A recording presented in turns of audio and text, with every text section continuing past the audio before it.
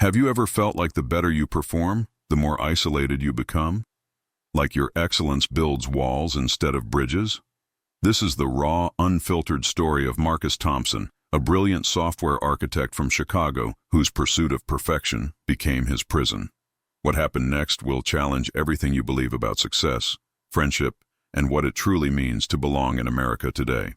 The bitter February wind swept through Chicago's Loop District as Marcus Thompson adjusted his tailored charcoal coat, stepping out of his Tesla Model S into the shadow of the Willis Tower. At 32, he embodied the American dream's latest iteration, a self-made tech prodigy who'd climbed from the South Side projects to the executive floors of one of the city's most prestigious consulting firms, earning a six-figure salary that his grandmother could never have imagined possible.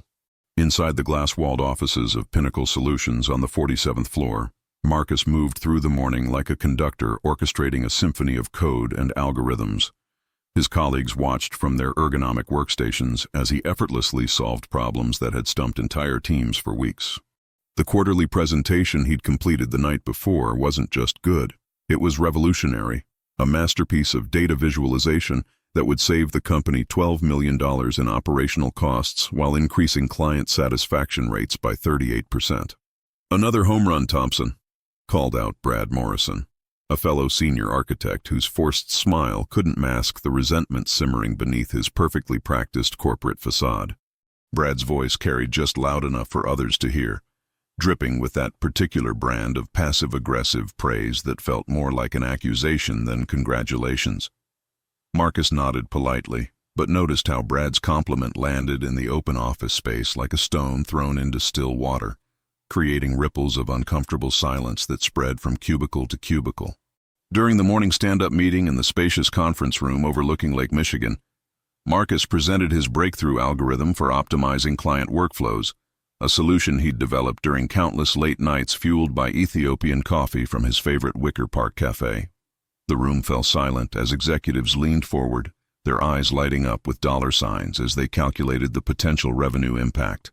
Senior partner Patricia Williams scribbled notes furiously, already composing the email that would announce this innovation to their biggest clients. But as applause filled the conference room, Marcus caught the sideways glances between his peers, the way conversations died when he approached the coffee station, the phantom discussions that seemed to evaporate whenever he walked by.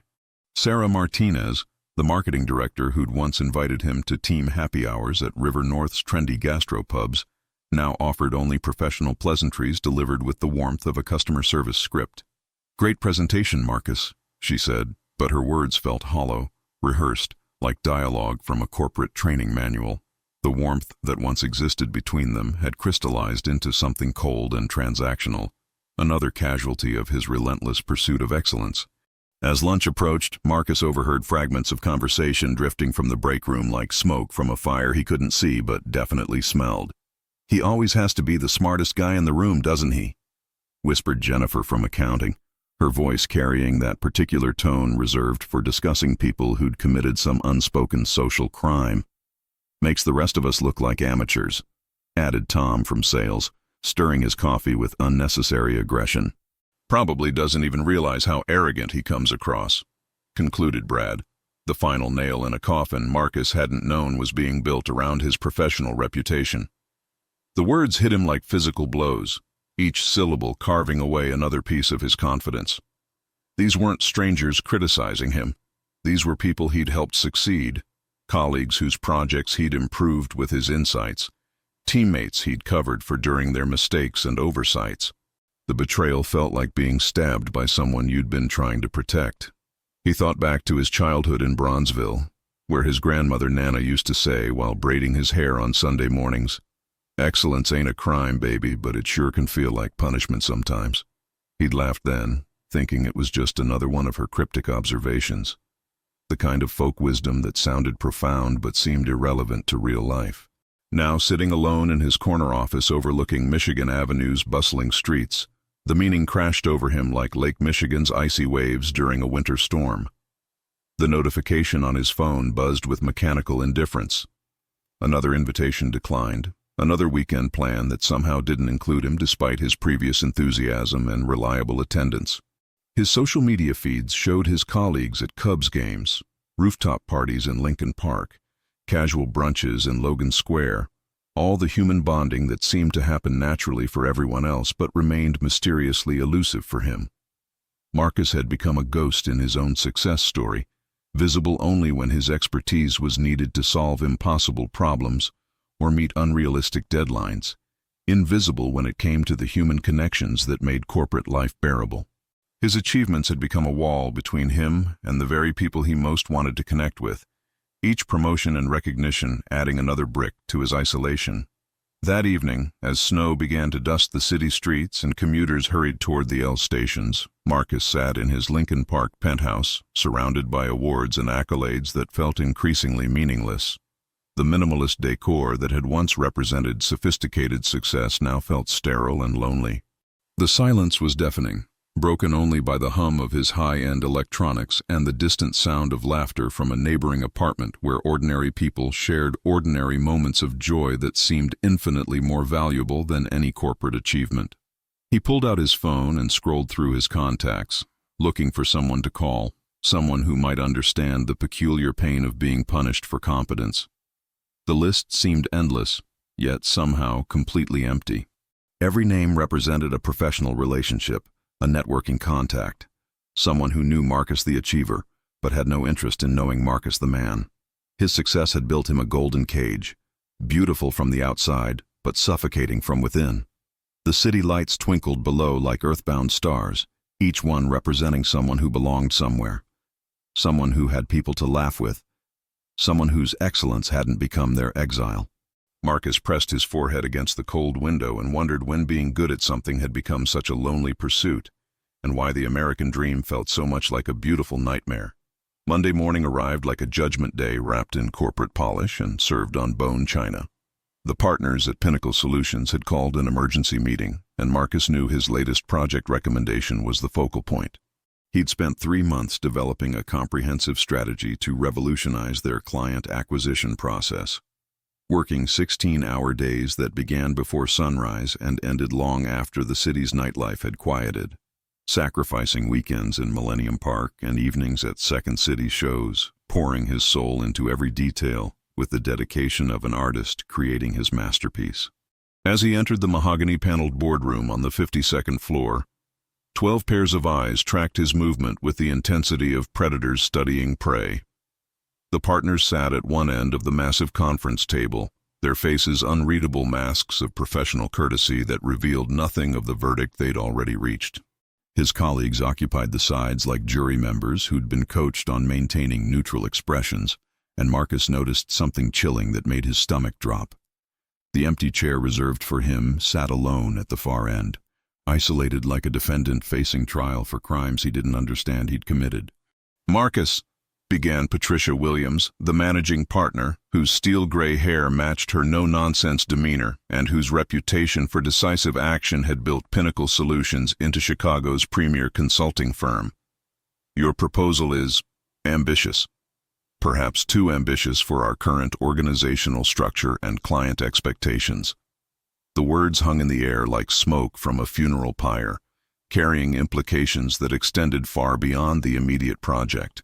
Around the table, heads nodded in subtle agreement, a choreographed dance of professional rejection that felt both rehearsed and ruthless. "I don't understand," Marcus said, his voice steady despite the tremor building in his chest like an earthquake waiting to break the surface. "The data supports every recommendation. We could increase efficiency by 47%, reduce operational costs by 23%, and improve client retention by 31%. These aren't theoretical projections. I've run the numbers through 6 different analytical models." "That's exactly the problem," interrupted James Morrison, a senior partner whose old-money Chicago accent carried the weight of generational privilege and Northwestern University connections.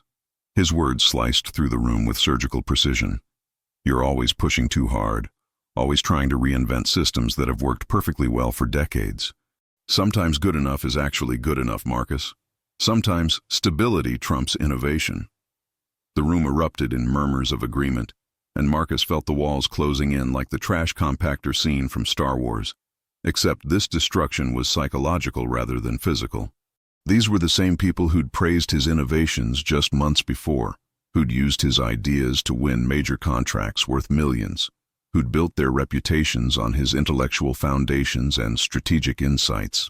Now they sat in judgment, transforming his greatest strengths into character flaws with the casual cruelty of people who'd never had to question their own place in the world. Furthermore, Patricia continued, her tone growing sharper and more clinical, there have been concerns about team dynamics and collaborative leadership. Leadership isn't just about individual brilliance, Marcus. It's about bringing people together, creating environments where everyone feels valued and heard, not making them feel inadequate or overshadowed by constant demonstrations of superior capability. The accusation landed like a physical blow to his solar plexus, knocking the air from his lungs and the confidence from his spine. Marcus looked around the room, searching desperately for an ally, someone who might speak up in his defense or at least acknowledge the unfairness of the situation. Instead, he found averted gazes and uncomfortable shifts in posture, the body language of people who'd already decided he was guilty of the unforgivable crime of making others feel inferior simply by being superior. Even Sarah Martinez, who'd benefited directly from his strategic insights on 3 major campaigns that had earned her a promotion and a 20% salary increase, studied her manicured hands as if they contained the secrets of the universe rather than meeting his eyes. Her silence felt like betrayal served cold, a reminder that professional relationships could evaporate the moment they became inconvenient. I've never intentionally made anyone feel inadequate, Marcus said, his voice cracking despite his desperate efforts to remain composed and professional.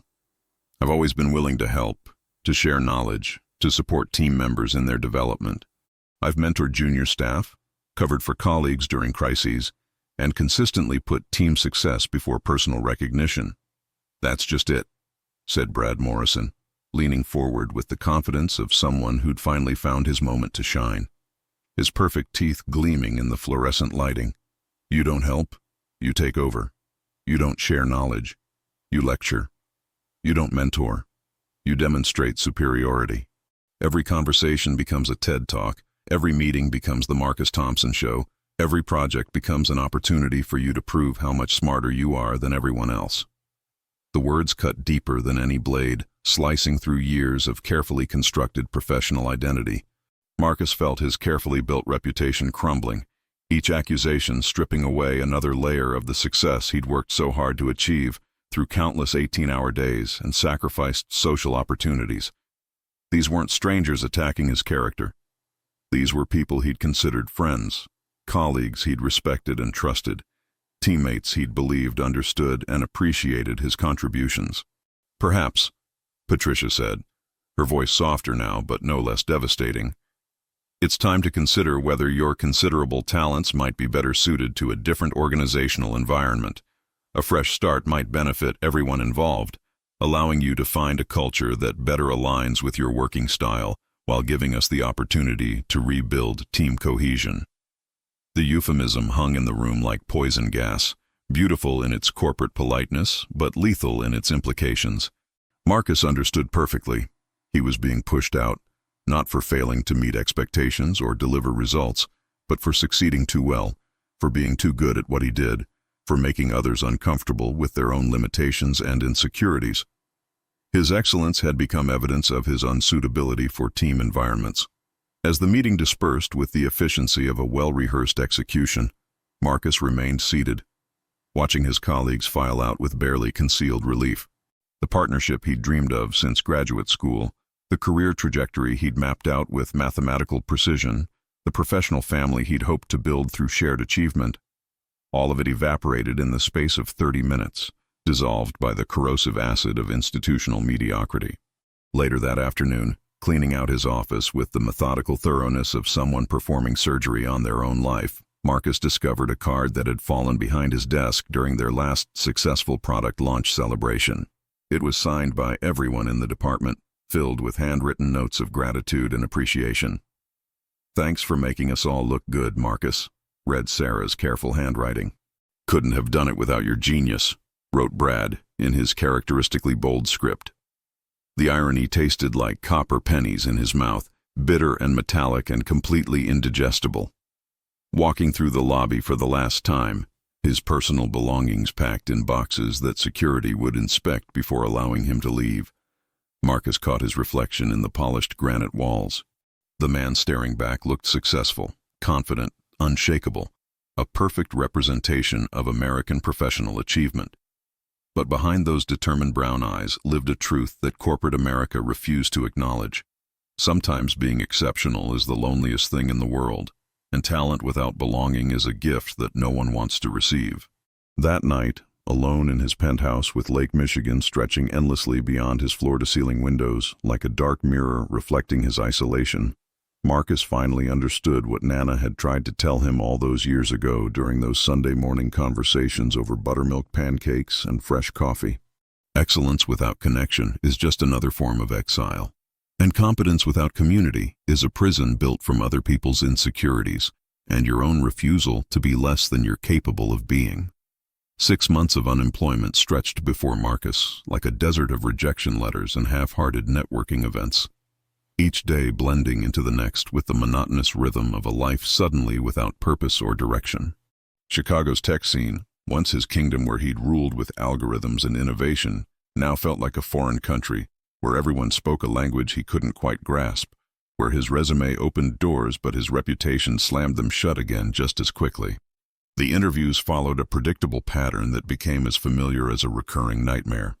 Companies would light up during the technical discussions, practically salivating over his innovative approaches and proven track record of delivering results that exceeded expectations by double-digit percentages. HR managers would lean forward eagerly as he described optimizing systems that had increased productivity, reduced costs, and improved client satisfaction across every metric that mattered. Then came the inevitable culture fit questions, the careful probing about teamwork and collaboration that felt like psychological warfare disguised as corporate due diligence. "We're looking for someone more collaborative," became the standard refrain, code words that Marcus began to decode with bitter clarity. Too smart, too intense, too much, too willing to point out inefficiencies, too likely to make others feel inadequate simply by existing in the same workplace. The American corporate landscape, he realized with growing disillusionment, was designed for mediocrity disguised as humility, for competence wrapped in false modesty, for achievement that never made anyone else uncomfortable. At O'Malley's Pub on Clark Street, a dimly lit refuge where Chicago's working class gathered to wash away their daily frustrations with honest beer and authentic conversation, Marcus found himself nursing a whiskey that had grown warm in his neglected glass. The bar hummed with the kind of genuine human interaction he'd forgotten existed. Cubs season predictions delivered with passionate conviction, complaints about Mayor Johnson's latest policies discussed with informed cynicism, stories of workplace victories and defeats that felt refreshingly honest after months of corporate doublespeak. The mahogany bar top was scarred with decades of use, each nick and stain telling stories of real people living real lives without pretense or performance. Boxing memorabilia covered the walls, photographs of local fighters, signed gloves from champions, newspaper clippings from matches at the old Chicago Stadium. This was a place where excellence was celebrated rather than resented, where being the best at something earned respect instead of isolation. "You look like a man carrying the weight of the world on his shoulders," observed Tommy O'Malley, the third-generation owner whose Irish accent had been softened by 5 decades on the South Side. His weathered hands moved with practiced efficiency, wiping down glasses while dispensing the kind of hard-earned wisdom that only comes from watching humanity in its raw, unfiltered state. Behind him, a collection of photographs showed 3 generations of O'Malleys serving drinks to everyone from steelworkers to stockbrokers, treating each customer with the same unpretentious dignity. "Maybe I am," Marcus replied, surprised by his own honesty. Something about the bar's authentic atmosphere stripped away his usual professional facade, creating space for vulnerability he'd been suppressing for months. Here, success wasn't measured in quarterly reports or stock options, but in simpler, more human metrics. Loyalty, authenticity, the ability to share a laugh with a stranger, the courage to be yourself without apology.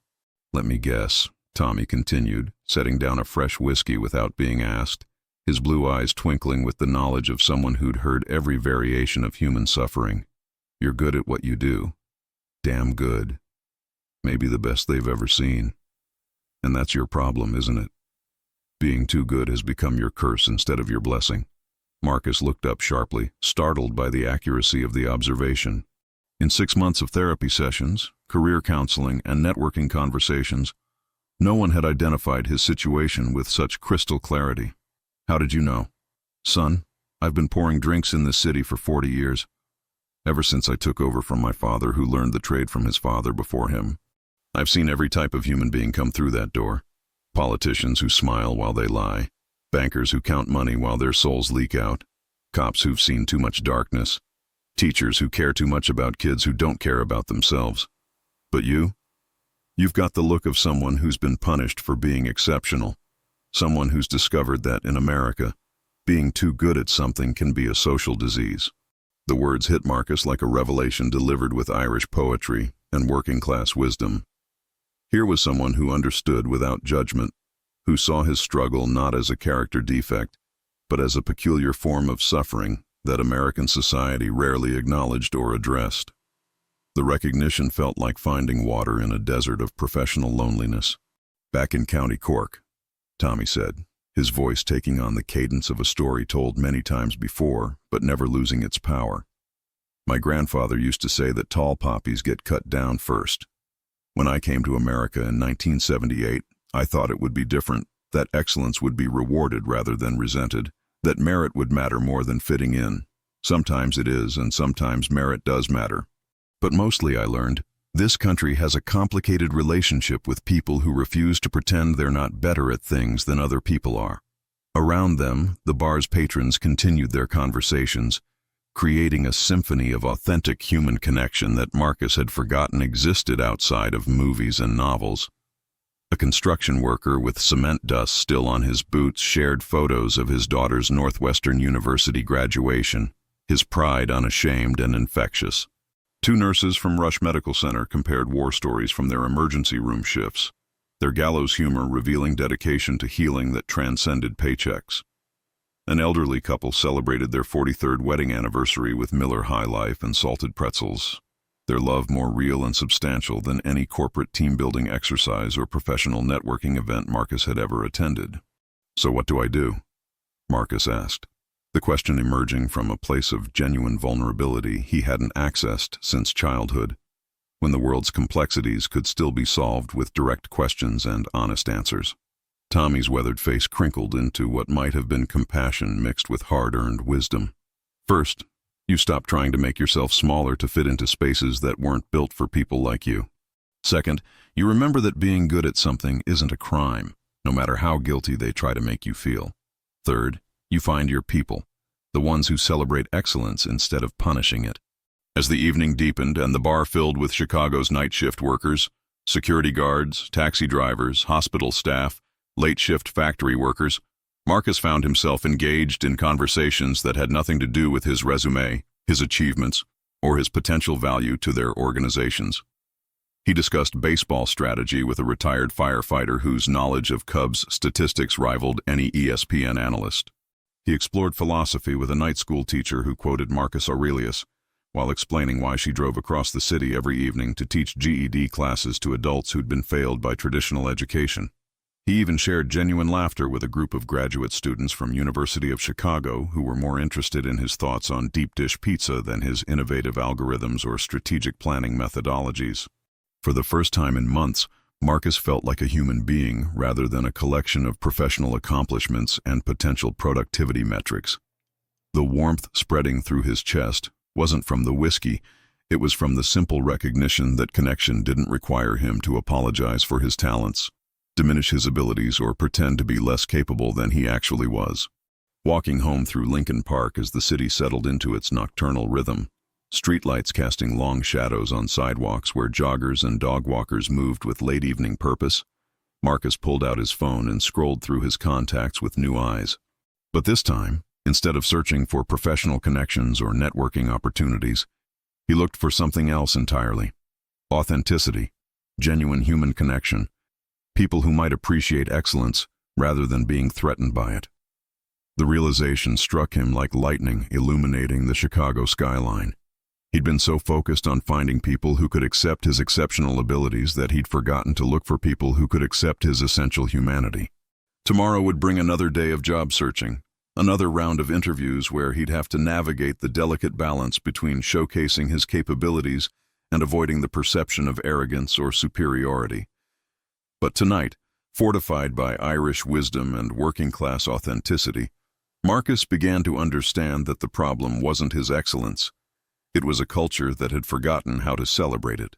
The call came on a rainy Thursday morning that felt like the city itself was weeping, when even the Willis Tower seemed to disappear into the low-hanging clouds that pressed down on Chicago like a gray wool blanket. Dr. Angela Rodriguez, a behavioral psychologist who specialized in high achiever syndrome and the unique psychological challenges faced by exceptional individuals, had been recommended by David Chen, Marcus's former college roommate from Northwestern, who'd tracked him down through LinkedIn after hearing about his departure from Pinnacle Solutions. "She works with people like us," David had said cryptically during their awkward coffee meetup at a Starbucks in River North, his own success story as a pharmaceutical researcher shadowed by similar struggles with professional isolation. People who've discovered that success can be its own kind of failure, that being the best at something doesn't guarantee you'll be welcomed anywhere. Dr.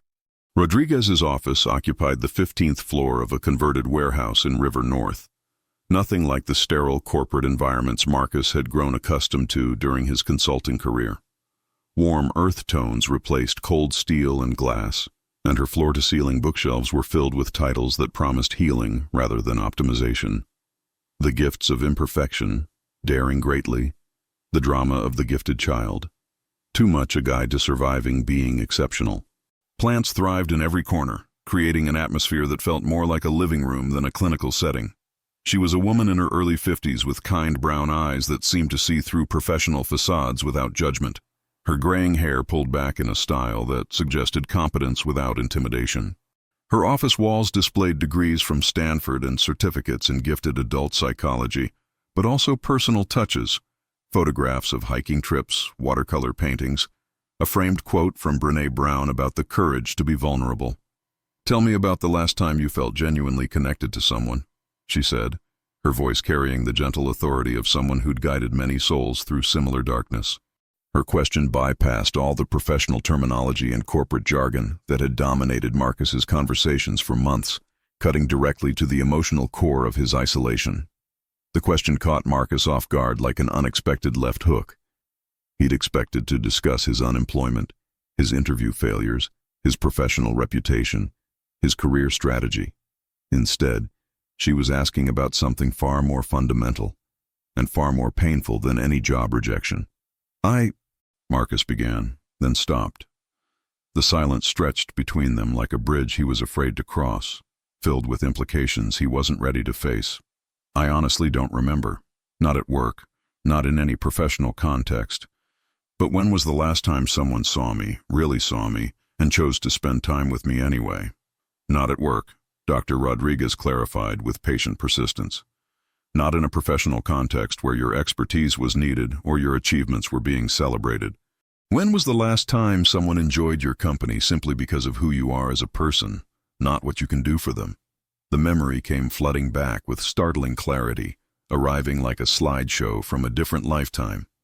He was 12 years old, sitting in his grandmother's kitchen in Bronzeville, struggling with advanced calculus problems that his 8th grade math teacher had given him as enrichment exercises, because regular coursework bored him to tears. The academic work that excited his mind also isolated him from peers who already viewed him as weird, too smart, different, threatening in ways they couldn't articulate but definitely felt. "Nana," he'd said that Sunday afternoon, his young voice heavy with a frustration he couldn't fully understand. "Why does being good at something have to be so lonely? Why do the other kids act like I did something wrong by getting the right answer?" His grandmother had set down her cup of coffee with the deliberate care of someone preparing to deliver important wisdom, studying him with those ancient eyes that seemed to hold the accumulated knowledge of generations who'd survived much worse than social rejection. She was 83 then, a woman who'd lived through segregation, the Great Migration, the Civil Rights Movement, and all the small daily battles that came with being a black woman in America. "Baby," she'd said, her voice carrying the weight of hard-earned truth. The world's got two kinds of people: those who celebrate the light in others because it reminds them of their own brightness, and those who try to dim it because it makes them feel small and inadequate. Your job isn't to make yourself smaller so others feel bigger. It's to find the people who know how to appreciate brightness without being blinded by it.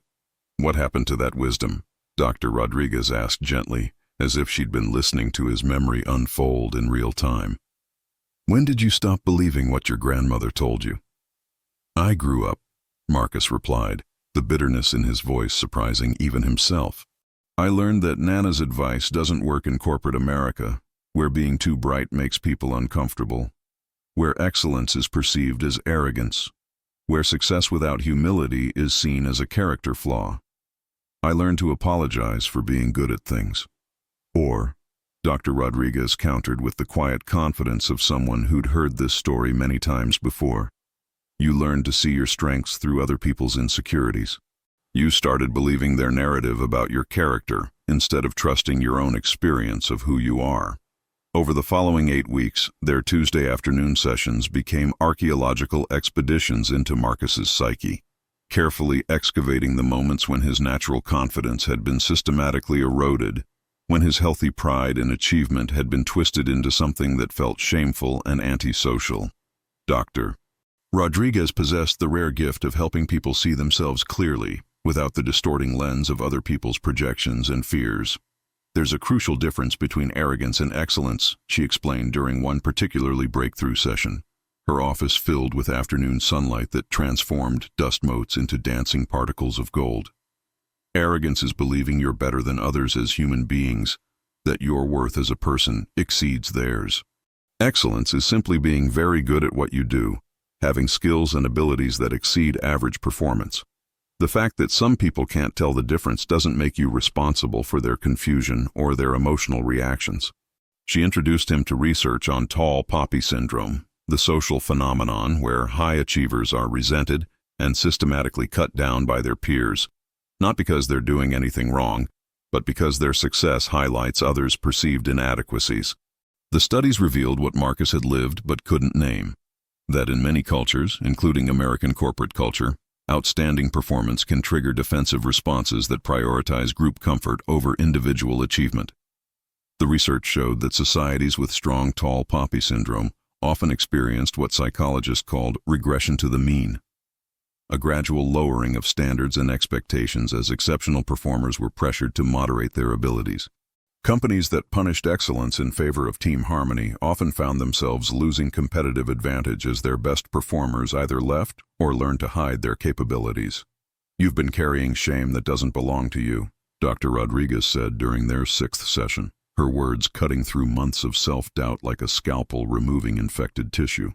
You've been apologizing for gifts that the world desperately needs, talents that could solve problems and create value and make life better for countless people. That's not humility, it's self-betrayal on a massive scale.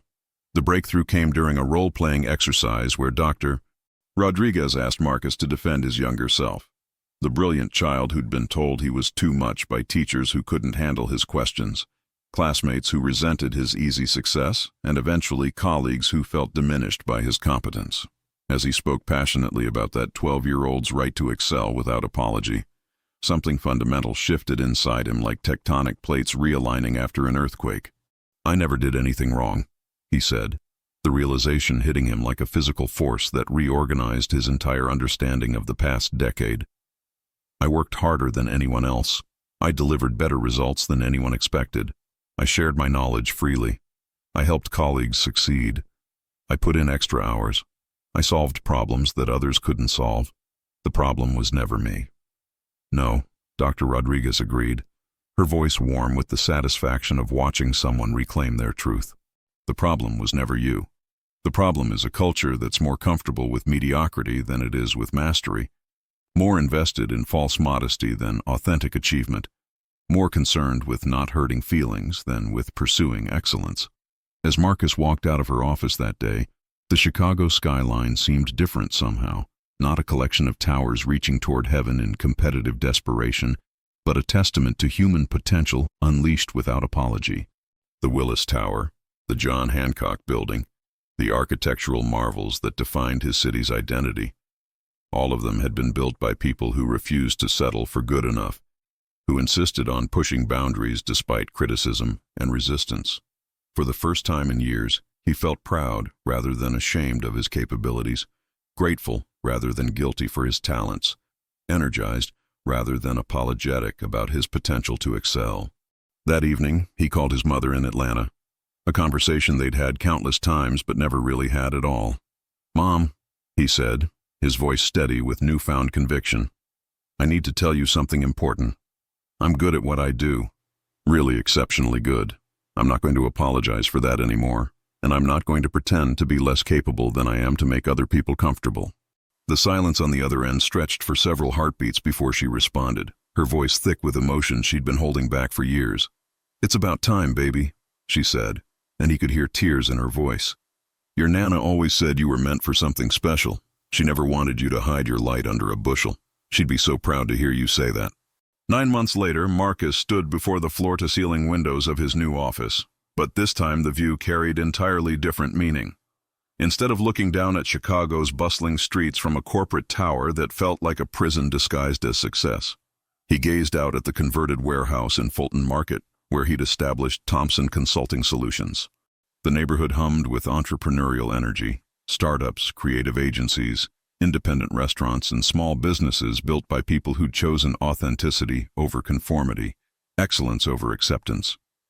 His office occupied the 3rd floor of a building that had once manufactured steel beams for Chicago's skyline, its exposed brick walls and industrial lighting creating an atmosphere that celebrated both history and innovation. The space hummed with a different kind of energy than his previous corporate environment, creative, collaborative, intense, but built on a foundation of mutual respect rather than competitive insecurity. His first hire had been Jennifer Chen, a brilliant data scientist with a PhD from MIT who'd been similarly ostracized at her previous company for being too analytical and making her colleagues feel inadequate with her ability to see patterns others missed. She'd responded to his carefully crafted job posting not because of the salary, benefits, or corporate perks, but because of a single line in the description that had stopped her scrolling immediately. Seeking exceptional professionals who refuse to apologize for excellence and believe that competence should be celebrated, not hidden. "Marcus," Jennifer called from her workstation, excitement evident in her voice as she pivoted her monitor to show him a series of data visualizations that looked like abstract art, but told stories of inefficiency and opportunity. "You need to see what we just accomplished for the Morrison Group account. This is going to change everything."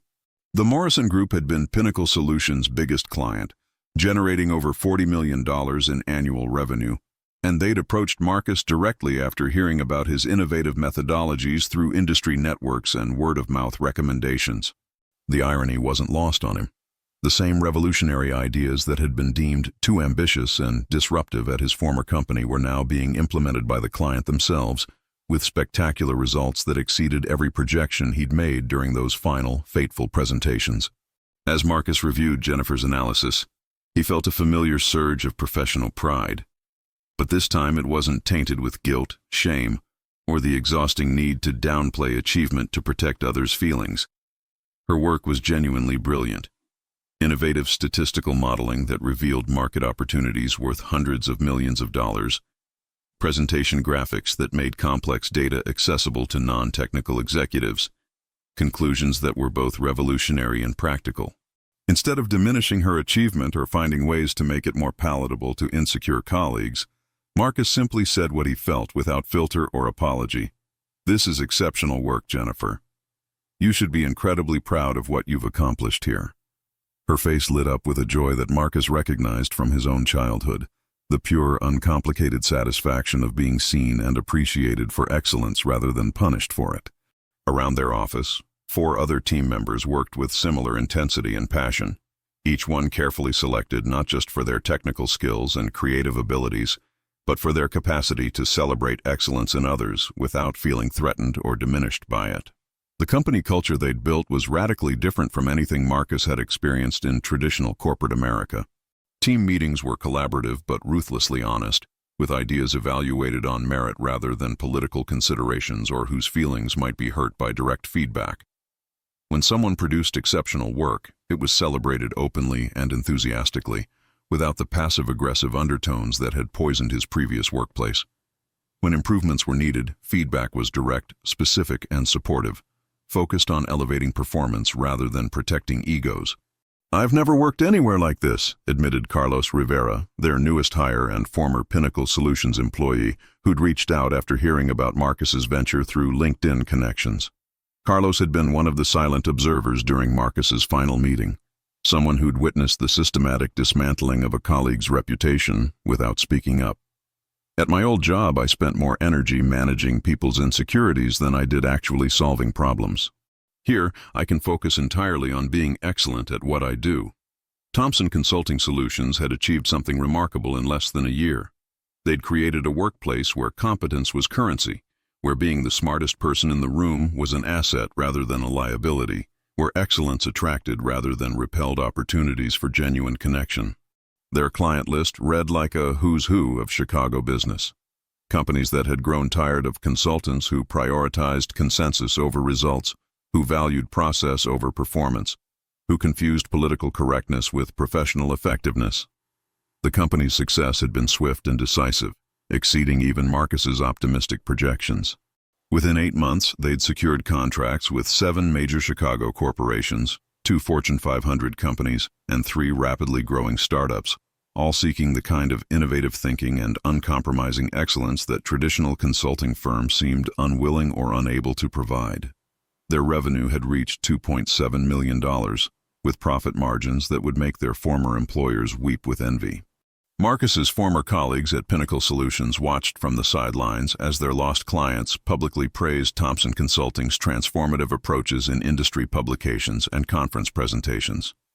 The Chicago Tribune's business section had featured Marcus in a profile titled "The Consultant Who Refuses to Dumb Down Success," and Forbes had included him in their 30 under 35 entrepreneurs disrupting professional services. But perhaps more importantly than financial success or media recognition, Marcus had rediscovered something he'd lost in the corporate maze: genuine friendship with people who shared his values and appreciated his authentic self without requiring him to diminish his capabilities.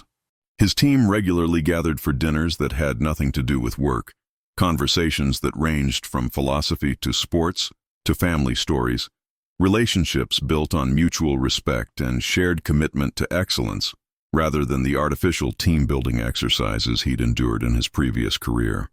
The vindication arrived like poetic justice when Patricia Williams from Pinnacle Solutions called on a crisp October morning, ostensibly to congratulate him on his success, but really to probe about the possibility of a partnership or acquisition.